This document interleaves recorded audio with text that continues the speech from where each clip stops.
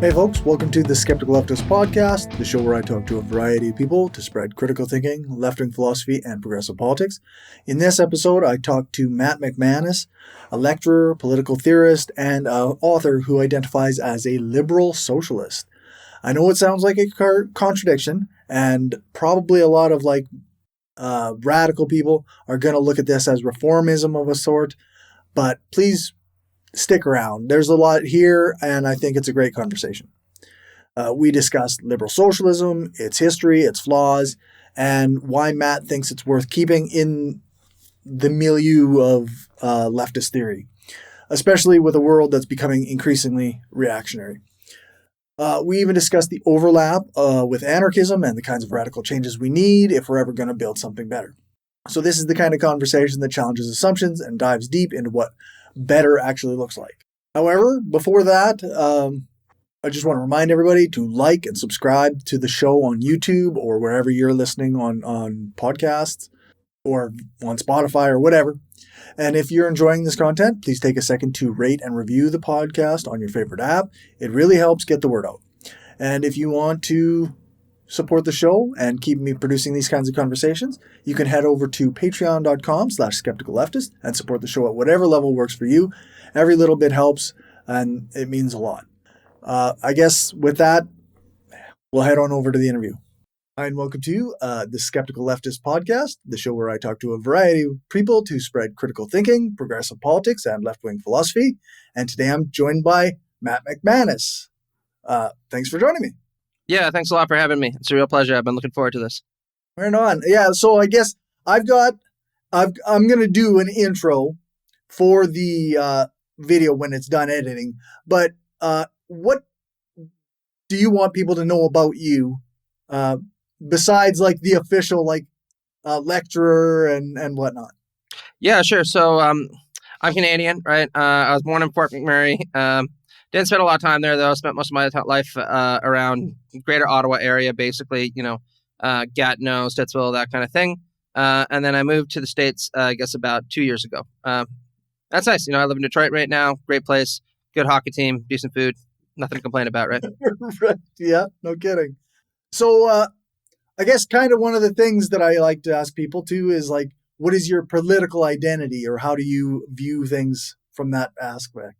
Sure. Well, I identify as a liberal socialist. That might seem like an oxymoron to a lot of people, but we can get into it later on. But I'd actually point out that some of the most preeminent liberal socialists in the canon actually come from Canada. Just to give two quick examples, some of your listeners might be familiar with Ed Broadbent, the former leader of the New Democratic Party, who, until Jack Layton, actually led the party to some of its biggest successes electorally. And Broadbent was also PhD, really like people like John Stuart Mill and C.B. Macpherson. And that's the other guy I was going to talk a bit about. One of the most famous Canadian political theorists of all time at the University of Toronto was C.B. Macpherson, originally from Alberta. Really, really, really interesting guy, and wrote a great book called The Political Theory of Possessive Individualism that I kind of shamelessly plagiarized for the title of my own book. Okay, nice. So I guess in that direction, what is your book? Yeah, so my book is what I call a retrieval of the liberal socialist tradition. And what I just mean by that is, again, for a lot of people, the idea of a liberal socialism might seem like an oxymoron. And what I try to point out is that it's actually not, that many very impressive thinkers and activists and politicians over the course of history identified even overtly as liberal socialists, or at least were very interested in liberal socialism. And I try to make the case for why it's a compelling tradition that's worth a second look. Now, I make clear in the book that liberal socialism is not a perfect tradition. There are an awful lot of flaws to it, just to name two. Very few liberal socialists have a very rich theory or understanding of power, the way that, say, the Marxist tradition does. And secondly, I point out that way too many liberal socialists are quite fixated on the state as the kind of primary locus of political activity and political analysis. And I point out if you're going to be anti-capitalist, you got to realize that capitalism is a global mode of production. And it has to be understood as such. So there are problems with the tradition, but it's still one that I think is really worth retrieving and analyzing and taking seriously. So what's the broad strokes of the good parts of liberal socialism? Sure. Well, I argue that liberal socialists are committed to three separate principles. Running through them really quickly. The first is a commitment to methodological collectivism and normative individualism. Now, what these mean, in kind of down to earth terms, is methodological collectivism is just the recognition that we're all social animals, right? That if I were to throw you on an island with all the resources that you need, you might be able to survive, but you wouldn't flourish, right? Because we only flourish with other people. And I like to make this point to my students all the time by asking them a pretty simple question. What was one of the happiest moments of your life? And then I follow that up with, okay, well, were you alone? And they almost never are, right? And there's someone else there with them. And I'm like, well, that's because other people can suck. There's no doubt about it, right? But most of us get a lot of meaning from other people, or even all of our meaning from other people. So that's the methodological collectivism part. The normative individualism part is that ultimately I argue that what's important is for life to go well for people, right? Actually existing material people and potentially future generations. And the reason I talk about normative individualism is, like any good Marxist, I point out that I'm not that concerned with whether abstractions like the nation or civilization do well, especially if that comes at the price of the actual people that make up the so-called nation or the so-called civilization. Yeah. So that's the first principle. The second principle I argue for is a developmental ethic. That's a term that C.B. McPherson coined. And what it just means is that people don't just like to acquire a lot of stuff. It's not just acquisition that makes people happy, or for that matter, just gratifying their desires that make them happy. That can be helpful in a little while, for a little while. If I get a new TV, then I'll be happy for a little while. Or if I eat a big bowl of ice cream, then I'll be happy for a while. But it doesn't provide meaningful happiness or satisfaction.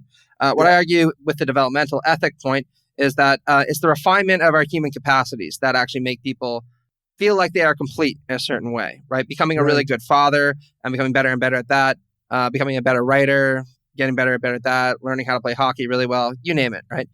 Those are the kind of things that we should emphasize. And then last but not least, and then I'll shut up, what I was talking about is that the last principle is that we are committed to trying to achieve economic democracy within the context of liberal democratic institutions and being respectful of liberal rights, but not, of course, being respectful of an expansive right to private property. Since all liberal socialists, of course, believe that in order to achieve economic democracy, then we need to contravene or undermine at least rights to private ownership as the means of production. Yeah, that all makes pretty good sense to me, actually. Like, I kind of like, just by the term liberal socialism, it seems like kind of a very reformist, slow-moving kind of like idea about how to make the systems as they work kind of okay. But it sounds like it's actually still kind of in a radical kind of tradition.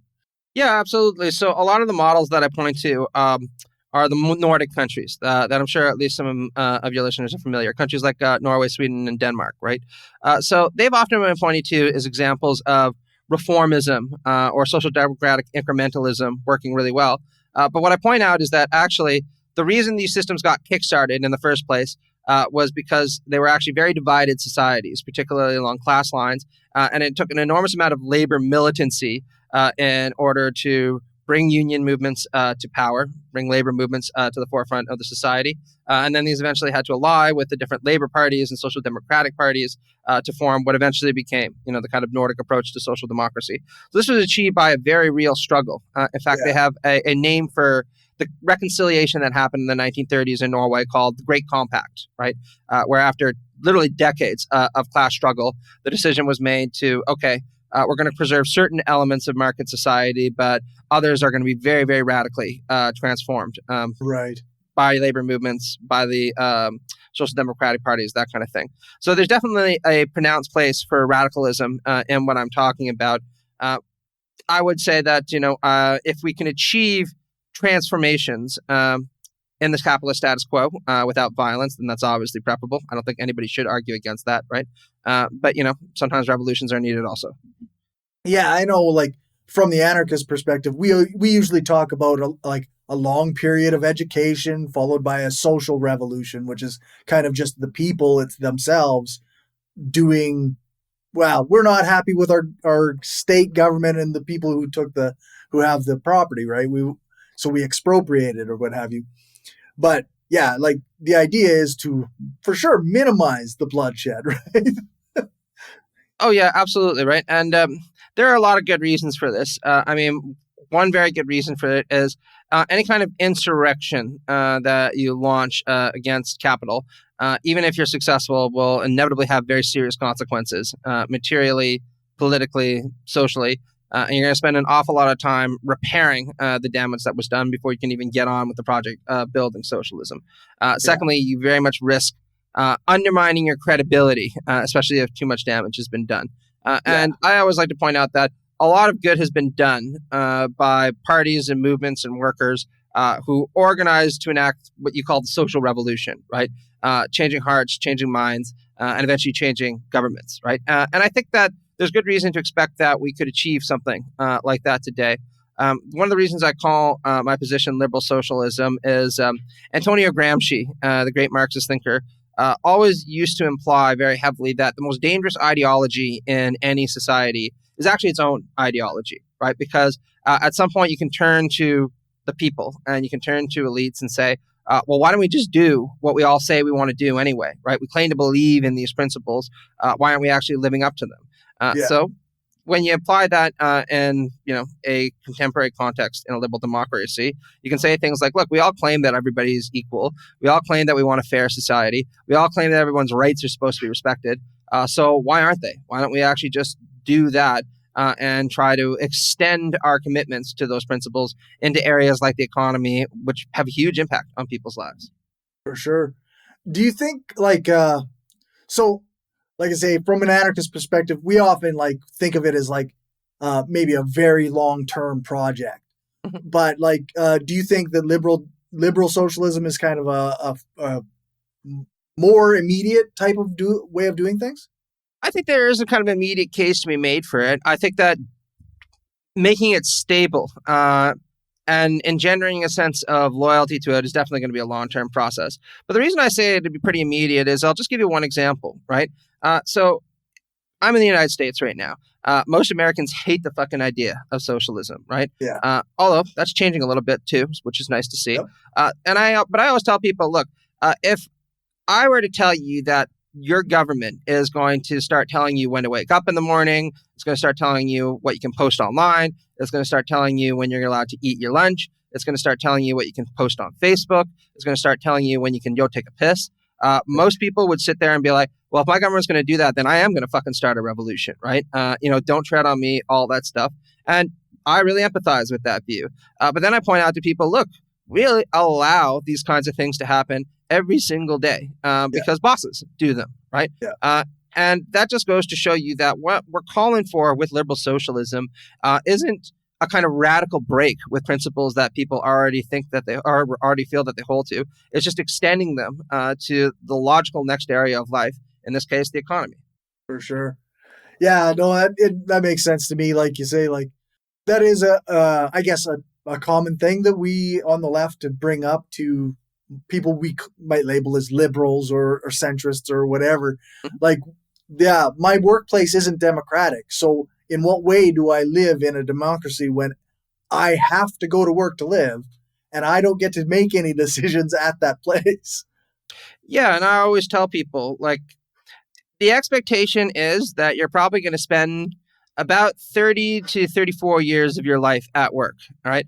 And that's a pretty long time just on the face of it. But when you take into account that you're also going to be spending decades of your life sleeping, that means that most of your waking life is actually going to be spent at work, right? Yeah. And if not at work, commuting to work, dealing with the kind of things that are related to work. And yet, I think that democratic principles that should be applied to the state that most people only interact with every now and then shouldn't be applied to the economy, which has a much bigger impact on people's day-to-day lives, I certainly would argue, right? And I just don't think that there's any logical or historical reason why we shouldn't be applying liberal and democratic principles to the workplace, especially when in places where they have done this, it's been proven to make lives for working people a lot better. For sure. So those, I guess they were the main four pillars of liberal socialism? Oh, three. Three? Yeah, I might cheat one day and come up with a fourth, but we haven't gotten there yet. And then when it does, there'll be horrible revisionism, right? It's like, no, I always was committed to four, right? Yeah, that's right.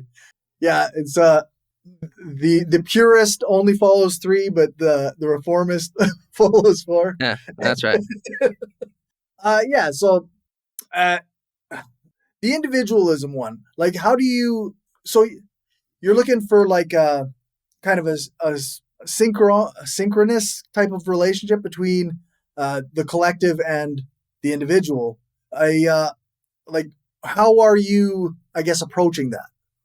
Yeah, it's a very good question. So here I'll talk a little bit about my buddy McPherson, right? So Stephen McPherson, like I mentioned, wrote a book called The Political Theory of Possessive Individualism, where he was very critical of the kinds of individualism that underpin capitalist society. And to make a very long story quite short, what he said is when people in market societies think of individualism, what they think of is a single person who is pretty much isolated from everyone else, who spends most of his time satisfying his or her needs, and who considers himself to be in competition with everyone else, right? We understand human beings to be fundamentally competitive animals.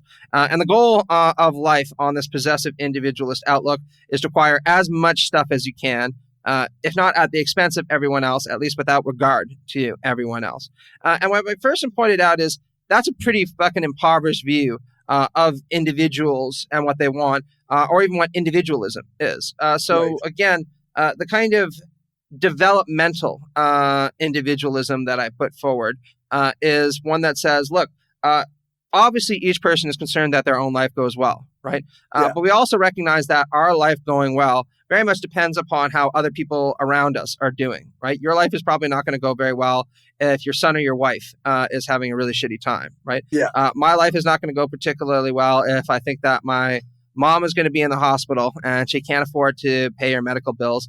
And so they're going to throw her into some cheap ass home one day where she's going to suffer until she dies, right? And it's the recognition of our interconnectedness with others as a basis for a more robust conception of individualism that was central to McPherson's kind of reevaluation of what was valuable in the liberal tradition. And that's kind of what I'm getting at also. It doesn't sound terribly distant from like the anarcho-communist type of idea that I tend to promote. Oh, no, I wouldn't say so. So I'll just make two quick comparisons here. So John Stuart Mill is one of the most famous liberal thinkers of all time. He had serious problems with this thinking, endorsed imperialism, can't get behind that. Had some quite racist views, also can't get behind that. But he was one of the first to really emphasize this idea that human beings want to develop themselves on all sides, kind of like a living tree was the metaphor that he used. And Marx held a very similar view of what human life should be about, where in Capital Volume 3, he, in one of his rare moments, actually talked a little bit about what he thought a communist society would look like. And he said, look, in contemporary capitalist societies, we do develop people's powers and aptitudes, but it's only the powers and aptitudes that they need in order to be successful at their jobs. And really, it's about the firm that they work for being successful. So that means if you're, let's use Adam Smith example, working in a factory making pins, they'll help you learn how to be really good at pin making. That's about the be all and end all of it, right? And what Marx said is that in a communist society, the development of human powers will be an end in itself for the first time, right? And the development of all people's powers to the extent possible. And that's very much the kind of vision that Mill endorsed, and it's very much the kind of vision that Marx endorsed, and it's, of course, the vision that I endorse. That's the, I can be a fisherman during the day, I can be an actor at night, or I can be a politician during, part of the day, and like that's that idea, right? Yeah, that's exactly it, right? I'm a fisherman in the morning, and I can be a hunter in the afternoon, and I'll be a philosopher in the evening, without ever being a fisherman, hunter, or philosopher, as my job. Right. He kind of meant that a bit as a joke, but there's also a serious side to it, right? Which is that if you end up spending your entire life just at a job that goes nowhere, learning how to do one or two things really, really well, it's no surprise that a lot of people who are in those kind of situations feel like they didn't really do very much with their life, not because, they're not hardworking, or not because of any fault of their own, but just because they've never been given the opportunity to develop the more refined sides of themselves. Now, we're all going to die one day, so it's not like any person is going to become perfect at everything, right? Yeah. I always want to learn how to play guitar, and I've kind of given up on that dream now, right? It's never going to happen because I got other shit that I got to do, right? But we could definitely be doing a lot more as a society to help people become more multi-sided than they are right now. And I think everybody would be a lot happier for that. Yeah, it's pretty tough to like have hobbies even like if you were actually working 40 or more hours in a week and then you only have 2 days off every 7. Like it's pretty tough to develop yourself in those times. Oh yeah, absolutely. Look, just to speak a little bit personally, right? I'm quite lucky to be doing what I'm doing now, right? I like teaching. I like working with young people. Keeps me invigorated and all that stuff. Don't know about keeps me young because I got a lot of white hair right now, but energized at the very least. We'll stick with that, right? But I talk to a lot of young people day in and day out, dozens, even hundreds of them, right? And the number one thing that they all tell me, even people who come from privileged backgrounds, is that they feel this intense pressure to spend all their time trying to compete for a very, very few, narrowing range of positions that are out there in society. Because I think that if they're not spending all their time doing that, then someone else is, and they're going to get undercut by them. And Yeah. I've often thought to myself when I talk to my students, God, even when I was in undergrad, right? We didn't think it was all that bad to, take an afternoon off, just go get a beer or join a club, not because it was going to get you anywhere, but just because you wanted to shoot the shit with your buddies or, get a part-time job, not because, you desperately needed the money, but just because you want a little bit of extra cash on hand so that you can buy a new car, so you can take your girlfriend out or whatever, right? And they just don't really have the opportunity to do that.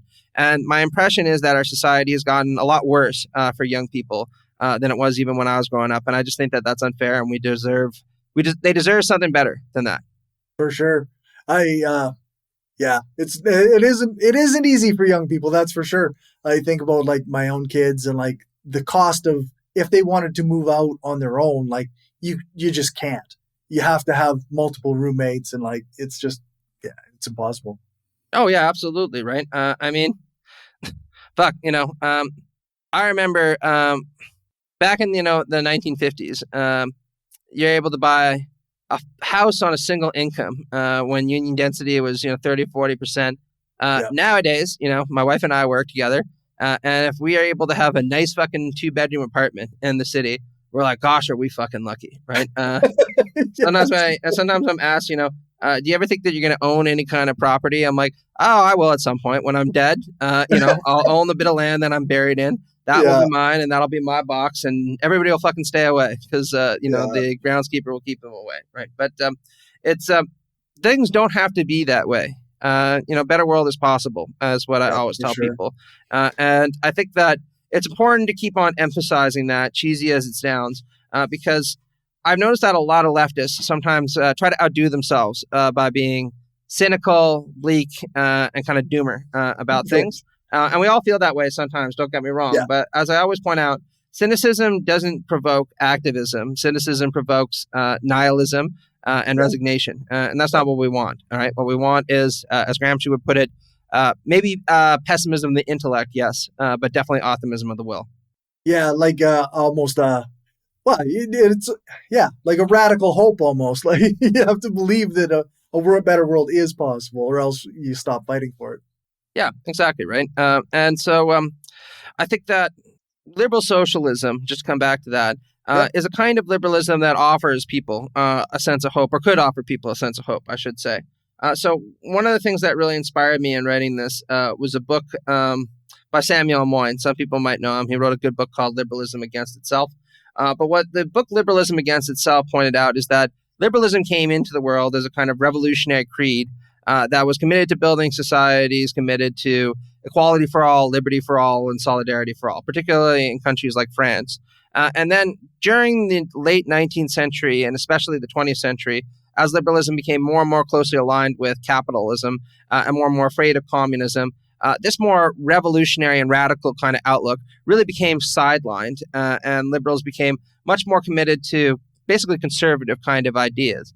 And what Moyn points out in his book, very beautifully, I should say, is when liberals ended up doing that, they opened the door for people like Donald Trump or Viktor Orban or Marine Le Pen, who would come in and say, look, these people don't care about you. They're not offering you a better world.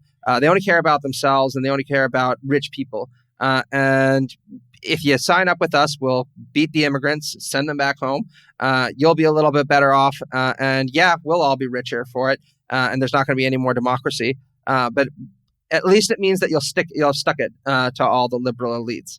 And I think that Moyne is really right that to a certain extent, liberals deserve for this to happen because we didn't offer people a more pronounced sense of hope. And I think that that's really got to be corrected for now. Yeah, it's tough because, like you often hear criticisms of liberals from the left, and they're often like pretty good. Like they make sense. Yeah. Like you're upholding like the status quo, or you're just recycling the same ideas but never actually changing anything. Like that's like, but then the right, they co-opt some of those same ideas. Like the idea of liberal elites may be true, but conservative elites is also a thing.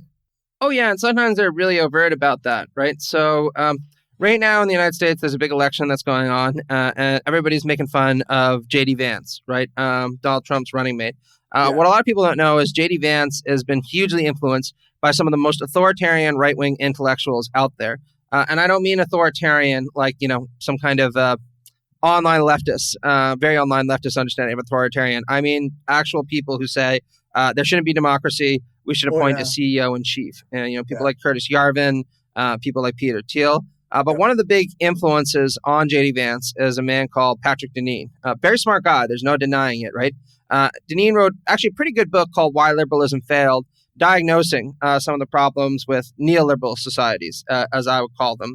And leftists can read this book with a lot of profit, right? Cornel West read it and had nice things to say. Barack Obama read it and had nice things to say. Not to put myself in that company, but I read it and I also thought there were interesting things about it. But in his latest book, Regime Change, the one that really influenced Vance, Deneen just says, look, there's always going to be elites in society. Can't get around that. If anything, there's not enough power concentrated in the hands of the right elite right now. So what we need to do is just get rid of the liberal elites that govern society right now and replace them with conservative elites through what he calls a kind of aristopopulist fusion. And once we get conservative elites in power, then society will more or less be fixed. We don't need to do all that much more except implement, a social conservative agenda and offer a few breadcrumbs here and there to the working class. And my view when I read that was, he presents this as some kind of big radical project to overcome liberalism. I would say a real radical project would say, why don't we just have a society without these extraordinary forms of elitism any longer? That's right. Is that really such a fucking impossible thing to imagine? It absolutely is not. I don't know why it sometimes baffles me that the imagination of so many people is limited to these strict hierarchies where people have to be on top of us and deciding for us how we live. It blows me away. Yeah, it blows me away too. Also because so many of them have been exposed as just completely artificial, right?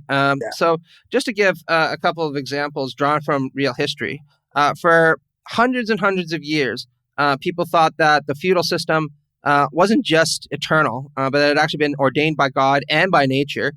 They developed all kinds of very rich and very symbolic kind of accounts of it, like the Great Chain of Being, suggesting that God had put peasants in their place, God had put knights in their place, and God had put the king where he was, and you weren't supposed to question that. And it took a couple hundred years, but eventually people came along and said things like, "What a fucking ridiculous idea, right? Why would God put this 12-year-old boy who basically doesn't know his left hand from his right and is probably psychopathic in charge of a whole country? That's just really bizarre, right? And we should maybe think about a different kind of government than this one." And eventually, that way of life disappeared, although not without an awful lot of people who came to its defense, usually very rich people who insisted, well, maybe it's the case that we don't need to organize society this way, but we really benefit a lot from organizing it this way, or at least I do. So no, I don't want things changed. So my thought is, if we could deconstruct those hierarchies and build a better world on that basis, then there's a lot more that we could do to deconstruct hierarchies that aren't serving much of a purpose today and are actively holding people back. Yeah, for sure. So a lot of this, I guess maybe you kind of explained it a little, but a lot of this really sounds like just socialism or some other kind of social, like anarchist socialism or what. So what's the liberal part here? Well, the little part of it is I do think it's important for us to be committed to basic liberal rights. And that's something that socialists have sometimes been somewhat dismissive of, right? And you don't need to take my word for it. The great American socialist thinker Irving Howe chastised a lot of American socialists for just dismissing liberal rights as bourgeois claptrap or something that'd be unnecessary in the new society to come. I don't think that that's true, right? And I don't think that any leftist, if you really press them, thinks that's true either. So one of the reasons I wrote this book is, I get involved in discussions with my fellow socialists, and there'd be communists and anarchists and all the others, and they'd say things like this, and I'd be like, well, listen, do you really not believe in things like freedom of expression or freedom of religion? Do you think that we should be less tolerant of religious diversity? Do you not believe in things like the right to vote, for example? And everybody would look pretty annoyed, even appalled, and be like, absolutely we believe in those kinds of things. If anything, we believe in them more than those kind of centrist liberals who will drop them, when they need to, if they can make a buck off of doing so. So one of my motivations in writing this book was just to say, okay, if we all believe that these things are important and they're clearly liberal principles and liberal rights, why not just be overt about that and recognize that there are a lot of very good things about liberalism that are worth preserving, and we should try to preserve them, right? Yeah. While chucking a lot of the garbage. Yeah, it's like my friend Damien and I talk about this a bit. Like, liberalism doesn't mean like the Democrats or like or the Liberal Party in Canada. Like, liberalism is a vein of philosophy that spoke about human rights, and like it came out of the Enlightenment. Like it's like actually has a lot of good ideas, even if you don't like all of them.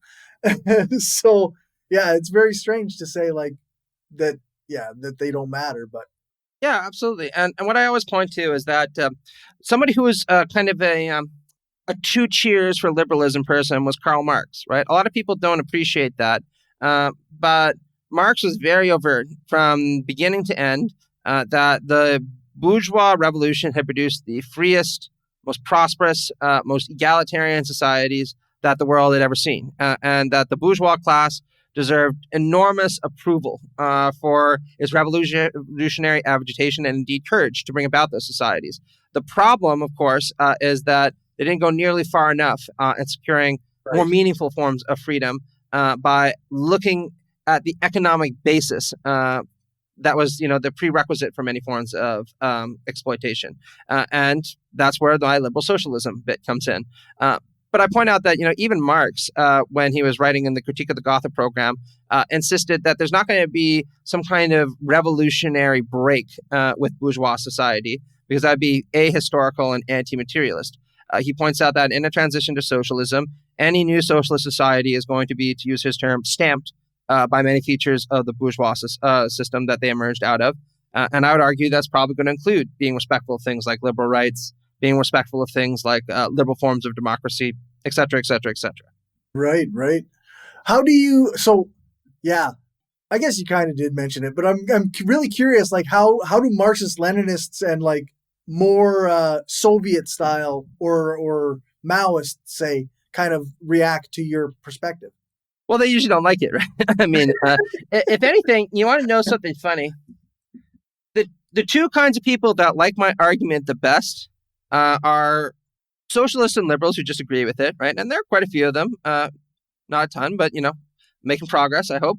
Then some of the other people who agree with it that I don't like are very far right kind of activists. The kind of people on the internet who will be like, oh, see, we told you, all liberals and all Democrats and all socialists, they're just all one and the same, right? And I don't have a lot of good things to say about them, needless to say. But some of the people who have been most vitriolic about this have been center-right liberals, the kind of people who are, Hayek stands, Milton Friedman stands, neo-libs.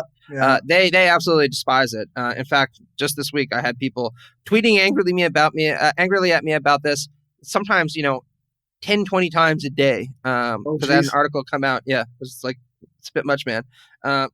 And also, tankies, bluntly. Marxist, Leninists, Maoists, etc. And look, what I always say to this is, first off, I do my best not to punch left whenever I can. there's strategic reasons for that, because right now we're facing a kind of onslaught of far-right activism all around the globe. And I just don't really have a lot of patience for people who say, well, we're going to sort out our business in-house first by dealing with all the people who aren't quite left enough, and then we'll turn and face them. It's kind of like sitting there trying to rearrange chairs on the Titanic when it's sinking, and then saying once those chairs are all rearranged, we'll get on to the lifeboat. Yeah. It's just Well, like let's fix the chairs once we got the boat back up out of the water. Yeah, exactly. Once the boat is, right side up again and it's sailing to some nice safe port, then sure, we can all get back to arguing with one another. But, on terms of the more substantial point, there I just have ideological disagreements with a lot of them. I can appreciate that, for instance, the Soviet Union industrialized very rapidly, and that the Soviet Union played a vital role, for instance, in the defeat of Nazi Germany, while still pointing out that it was an authoritarian society with what ultimately turned out to be a radically inefficient economy. And it was characterized by mass human rights abuses on an enormous scale. Now, sometimes I'll see people offer rejoinders to that by saying, well, yes, there were excesses. That's a term that I'll usually see. But, they still did industrialize very rapidly. And a lot of that was not intended by Mao or Stalin or the Bolsheviks. And my response to that is usually to say, well, the British often didn't intend for things like the Great Bengal famine to break out.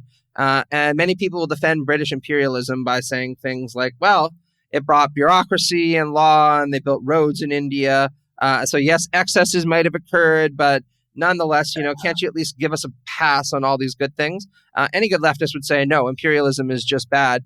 And violating the dignity of people on such a mass scale is very bad. And I think if that's true in the in the case of the Great Bengal famine, it's absolutely the case when applied to things like Maoist China or Stalinist Soviet systems. Yeah, I have to agree. I often I am an anarchist who has a soft spot for the Soviet Union, sure. compared to my own ideological comrades, but I find so much objectionable with the way that it was run that often I do get into conflicts with Marxists, Leninists, and Maoists who insist that these liberal things don't matter, like freedom of speech doesn't matter, like the freedom of bodily autonomy don't matter as long as it's in the name of the communist state, right? Oh, yeah, absolutely. I have very little patience for any of that, right? When people will say things like, well, yes, again, there were excesses, but it was in the name of building a better future to come, and had the Western imperialists not intervened, that better state would have eventually arrived, and that all would have been worth it. I get chilling kind of intonations of that kind of apocryphal quote that's associated with Stalin, to the effect of one life being a tragedy, but 3 million lives dying, well, that's just a statistic, right? I don't think that we can engage in some kind of really gross utilitarian calculus about millions of people's lives and say it's all going to come out in the wash. And if, all these people died, as long as it's for a higher cause, that's all well and good. And I also just don't think strategically that there's much that good that comes from even making those kinds of arguments in public. I'll just give you an example, right? So when I confront a lot of American conservatives over things like universal health care, they almost always find themselves in a tough spot. Now, they have arguments against it. They're all bad arguments, but they have arguments against it. But it's not a spot that they typically like to be in, because ultimately what they are arguing for is some people should not get health care and some people should, which is not a position a lot of people want to be seen to take. But it's ultimately the one they're taking, which is why we should have those arguments and bring that up whenever it is that we can. If we're talking about the Soviet Union and you're arguing with somebody in public about that, you might be able to argue successfully that when they claim X number of million people were killed by Stalin, yes, in point of fact, actually, a lot of it was unintentional. Some of it was the result of just inefficient grain policies. There were also other famines that were going on at the same time. The Western imperialists intervened, et cetera, et cetera, et cetera. But that's the kind of argument they also want you to have, because ultimately you're still the guy trying to apologize for all those millions of people dying. And they want you to be the guy apologizing for all those millions of people dying in the same way we want them to be the person saying, yeah, people shouldn't get healthcare because fuck them. If they can't afford it, then die, right? So Yeah. we should. Why have the kind of debates that they want us to have, certainly in public, when we could be having the kind of debates where we know, even if we can't win on every point, we'll be the ones that look better at the end of it. Yeah, for sure. Yeah, my only thing when it comes to numbers on like the number of dead due to communism, I always just dispute the numbers, like because I don't believe that the number they have is accurate. Like, what is the big one? Like 100 million people killed by communism? Like that's a fake number. So there were millions of people killed. I'm not saying that the Soviet Union was good, but what I don't appreciate is saying that 100 million people were killed by communism.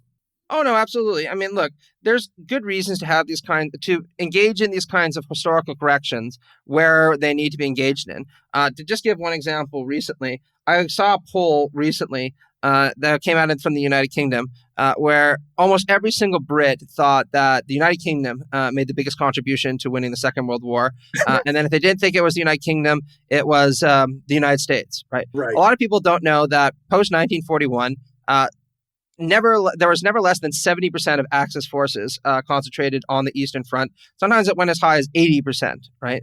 It was the Soviet Union that ultimately defeated Nazi Germany, wiped out, the NSDAP and occupied Berlin.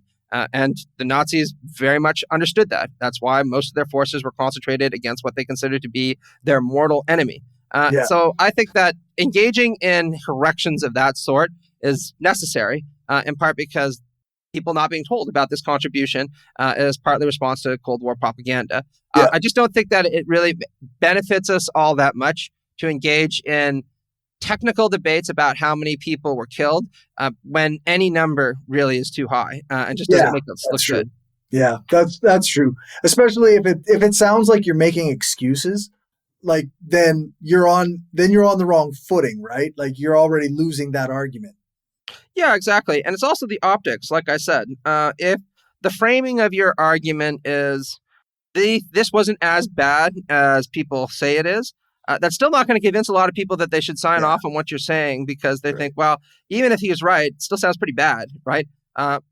Just because a shit sandwich has guac on it doesn't mean that all of a sudden I want a shit sandwich, right? But if, again, we adopt, this kind of attitude of engaging in debates that are productive for us, like the one over healthcare in the United States, which, I've been fighting myself, right? Again, we come across looking a lot stronger because that's a much harder thing for them to argue against because then it's them who come across looking like they're being callous with human life. And that's the way that we want people to look when we're arguing with them. Yeah, for sure. I can definitely appreciate that. It's there's a lot of good arguments against the right that we should be doing instead of trying to play games defending or even criticizing like the Soviet Union in various ways. Yeah, absolutely. And I think that people are getting a little bit better at that than they used to be, right? Bernie Sanders, let's just use him as an example. So Bernie Sanders has a lot of problems. Let's just be straight out about that, right? Yeah.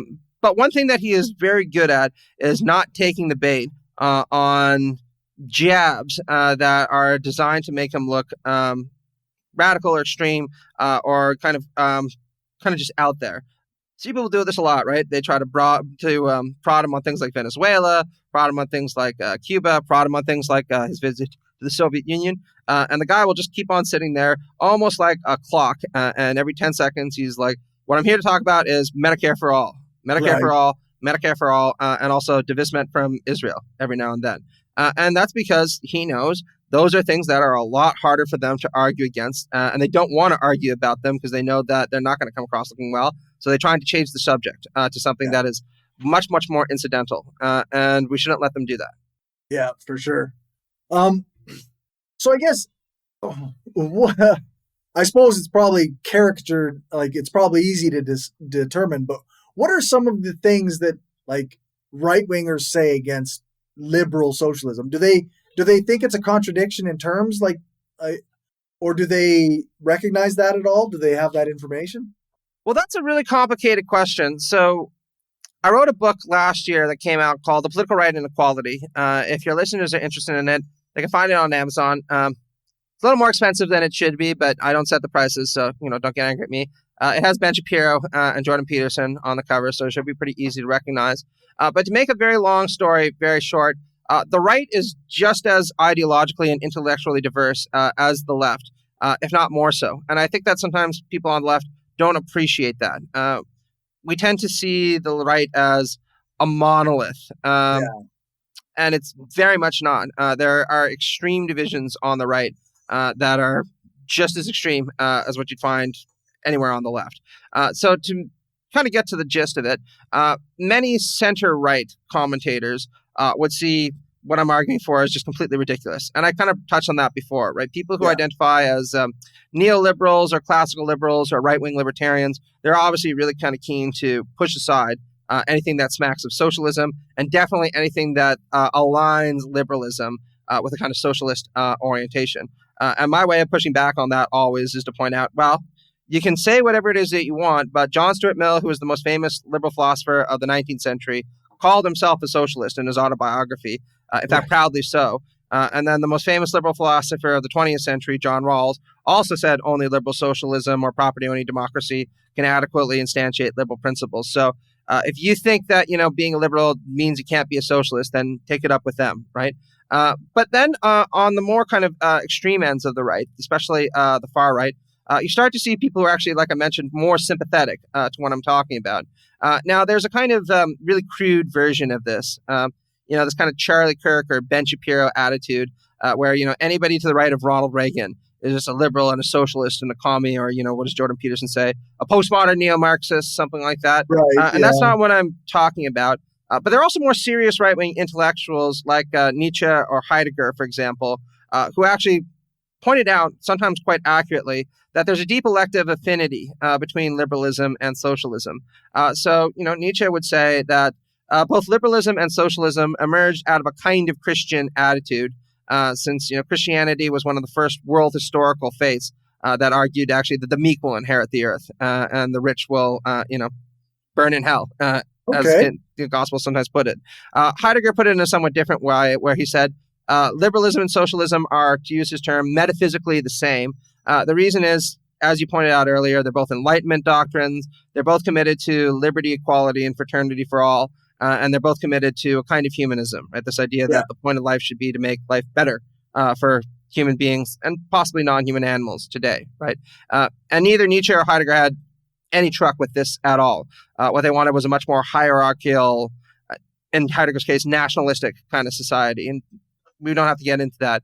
But what I point out in my book is that, to a certain extent, I think that they're right to make this evaluation. There is this deep elective affinity between liberalism and socialism that they've hit on. I, of course, just think that that's a good thing and something to explore rather than a reason to reject all of them the way that Nietzsche and Heidegger would say we should reject a whole bunch of it. So what is liberal socialism's view of the state? Well, I think that the state should be highly democratic. In fact, in many ways, far more democratic than it is right now. So just to use a Canadian example, I think that this would be, of course, turning to a PR or a mixed member proportional system for elections. And I also think it would mean adopting much more direct democratic forms of governments in certain circumstances. And this isn't an out there idea. Just to use an example that I'm very fond of, in Denmark, they have something called the Citizens Initiative, where if you're an ordinary citizen, you can pitch a law that you want to see debated on a website. And if enough people upvote it, kind of like on an app, then the legislature will actually debate the law that you proposed. Oh. Yeah, and I think that's a really nice way of getting citizens involved in the deliberative process. And it takes some of the onus away from representatives and gives power back to the people in a way that I think is meaningful. But much more important than that, what I think that is that what we need to do is extend liberal principles beyond the state and into the economy. And what this means is I think that most large-scale firms should be highly democratized, run by workers or their representatives, and that we should take much more seriously this idea that people have rights in the workplace, that their boss or anyone really can violate. And that's, I think, where the radicalism of liberal socialism comes up. And just to give a couple of examples of how we could begin to do this, in many of the Nordic countries and Germany, they adopt something that's called a co-determination model. And what this just means is that if you're in a big auto firm or a big factory, then workers' representatives have a seat at the table with management, and sometimes have even veto decision power over what management does. I think that would be a really good policy to enact almost right away if I were in charge, not because that would be the be-all and end-all, but because it would be a good first step to changing the dynamic of the workplace in a way that's more friendly to workers. And then we could move forward in more radical directions from there. And I'd like to point out it works really well. I mean, the German car industry is one of the most competitive in the entire world, and workers are far, far better compensated in Germany than they are in Canada or the United States. In fact, funny story, when the Germans came and tried to open a plant in the US, they were shocked that people didn't want to immediately implement this model there. And it was Republican politicians that actually told them, not in any fucking way are we going to allow something like this happen, precisely because they were worried that other people might see this and think, that's actually a pretty good idea. Why don't we start doing that in our industries also? Yeah, of course. Well, they can't let something like that with a little bit of worker control actually show up and be part of the system that exists in the U.S. Yeah, exactly. Especially if people end up liking it. Fucking, can you imagine? God forbid. If it turns out that these firms can be competitive and workers like them and they get treated better, then all these people at McDonald's might decide that they should have something like this also. And then all of a sudden, the Walton family won't have, billions of dollars to buy another island. We can't have that, They need another island. Otherwise, what's the point of earning all those billions of dollars in the first place? Exactly. That's why the Ronald Reagan blew up the unions, right? Oh, yeah, absolutely. There's a funny cartoon that I really enjoy, especially more as I get older, right? But it's this dude, he's from the 2000s, got long hair, and he's like, everything is George Bush's fault. Then he ages into his 20s, and he's like, the capitalist mode of production is very complicated and is overdetermined, and we need to recognize that no individual is responsible for it. Yak, just writing it down. And then he hits, his 30s and 40s, same guy, and he's like, actually, everything was Ronald Reagan's fault. And I'm kind of like, Ronald Reagan, Margaret Thatcher, Brian Mulroney, that's their fault. The real axis of evil there. Jesus Christ. Yeah, absolutely, right? Especially Margaret Thatcher, right? Can you imagine how fucking much people must hate you if when you die, thousands and thousands of people are cheering, right? Not even because you died horribly, just because you're not in the world any longer. Yeah, and they're like, well, my days are a little brighter knowing that you're not here anymore. Thank God. Yeah, for sure. Pretty amazing. Yeah, absolutely. I guess we're coming up on pretty close to an hour. Is there anything we didn't cover that you really want to touch on? I think that the number one thing that I'd want to touch on, just to kind of close out, is I'm sure that a lot of people in your audience are going to be skeptical of this idea of liberal socialism, precisely because a lot of people who identify as liberals are very much the kind of way that, say, Martin Luther King would describe them. This kind of centrist who talks a big game about justice, but doesn't actually deliver when the going gets rough. They might even kind of share with MLK this idea that in some ways that's more contemptuous than the conservative who just admits that he doesn't give a shit about achieving justice from to begin with. And I appreciate a lot of those feelings, right? Having grown up in Canada, having been disappointed by the Liberal Party of Canada again and again and again and again, I get it, right? But I would ask your listeners to take a second look at the more philosophical, intellectual, and radical side of the liberal tradition, whether through my book or anyone else's book, because I think that they realize that there's a lot of things that are of value there. Now, that doesn't mean that they should be uncritical of the liberal tradition, or for that matter, even uncritical of my book.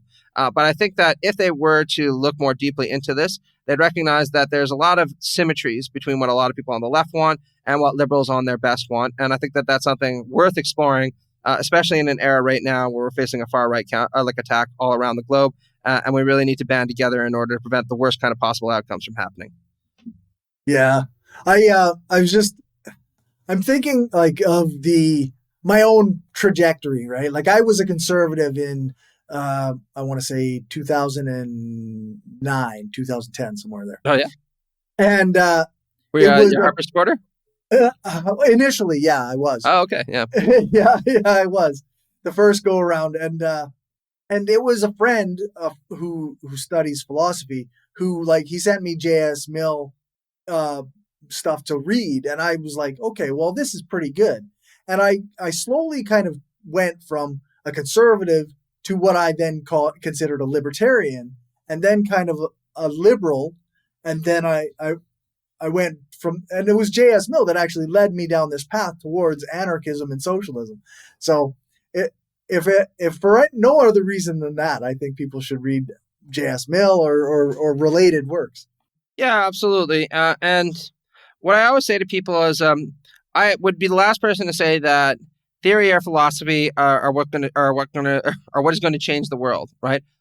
People's actions are what's going to change the world. Yeah. But I think that Marx is right, that good theory and good ideas, and what your story is a case of point in that, can change things when they become material forces, because by changing people's minds, we can change their actions. And this is why I think that it's worth taking a second look at the liberal tradition to understand what's valuable in it, understand how we connect with it, and understanding where we need to improve it.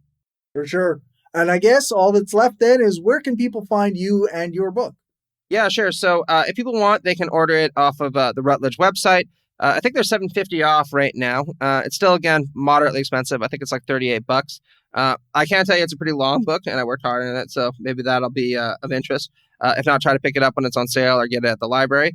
But if people want to chat with me, they can always add me on Twitter. I'm always going to call it Twitter, never X, at MattPaulProf, or they can email me, mattmcmanus300 at gmail.com. And I do my best to respond to emails whenever people send them to me. If it doesn't reach me, just send me another one. It might have wound up in spam. Perfect. Well, thank you so much for your time. I really appreciate it, and I really enjoyed this conversation. Yeah, thanks, buddy. It's great talking to you. It's always nice to talk to another Canadian also. For sure. All right, folks, that's all for now. Thanks for watching or listening. Remember to share this show with your friends or on the social media site that you use the most. Thank you to everyone who supports this show on Patreon. I really appreciate it, and it helps me keep the power on. Thanks to my top patrons, Damian Marie Athope, Some Random Geek, Justin Clark, Dan F. Smith, and Lisa Glass. And thank you to my new patrons. You can stay tuned for the list of patrons at the end to see your name listed. If you aren't a patron and want to contribute, you can do that at patreon.com/skepticalleftist, or you can send a one-time donation to buymeacoffee.com/skepticallefty. I also have a Substack where you can subscribe for free, or you can donate per month. And lastly, you can get a paid subscription on Spotify that will give you the same access to bonus content and extra long episodes. If you can't contribute financially, then I'd like on YouTube, or a 5-star rating and a review on Apple Podcasts or one of the podcast review sites like Podchaser would be great. If you want to find more from me, then make sure to check out the show notes for links to all my stuff, or check out my Linktree.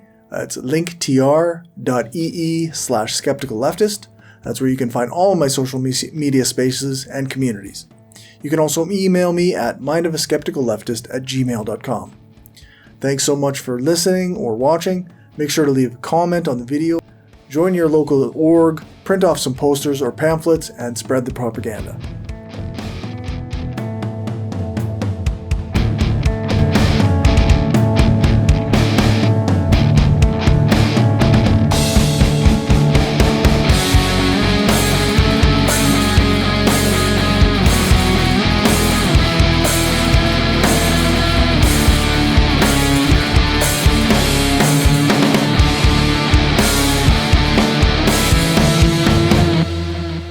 Okay, no, that's cool.